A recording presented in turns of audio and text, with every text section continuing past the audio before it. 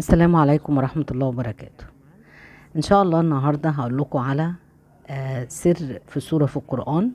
لو قريناها بالطريقة اللي أنا هقول لكم عليها إن شاء الله، السورة دي فيها سر جميل بتخلي الوجه فيه نور وفيه قبول، ولو في تجاعيد أو في شحوب أو كده بتجعل الوجه فيه نور. بس أهم حاجة نقراها بيقين، ويكون عندنا يقين ان هيبقى في قبول في وشنا، هيبقى في نور، هيبقى في راحة، هيبقى في مفيش تجاعيد، هيبقى الوش كأنه لسه شباب، يعني بنضارة كده وبجمال.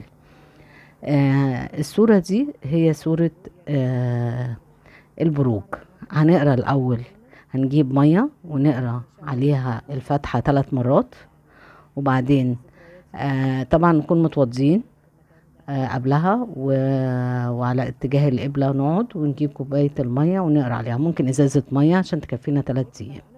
هنقرا الفاتحة 3 مرات، وبعد كده نروح قاريين سورة البروج مرة واحدة، وبعدها نروح ندعي ربنا ان يجعل في وجهنا نورا ويجعل في وجهنا قبولا، واليقين اهم حاجة في الدعاء. ونمسح وشنا بيها بعد ما نخلص، ونخليها في ازازة، وقبل ما نخرج بردك نكون مسحين وشنا بيها. وممكن نعمل دوت بردك على الكريمات اللي احنا بنحطها، يعني لو مثلا بنت او سيدة بتحط كريمات قبل ما تخرج او كده، بردك نقراها على الكريمات.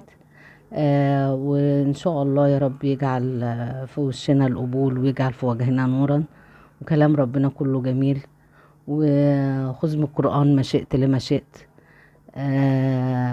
فأهم حاجة زي ما قلت لكم اليقين، وقولوا لي وطمنوني في التعليقات، ويا رب كده دايما أدلكم على الخير. وتابعوني وقولوا لي النتائج.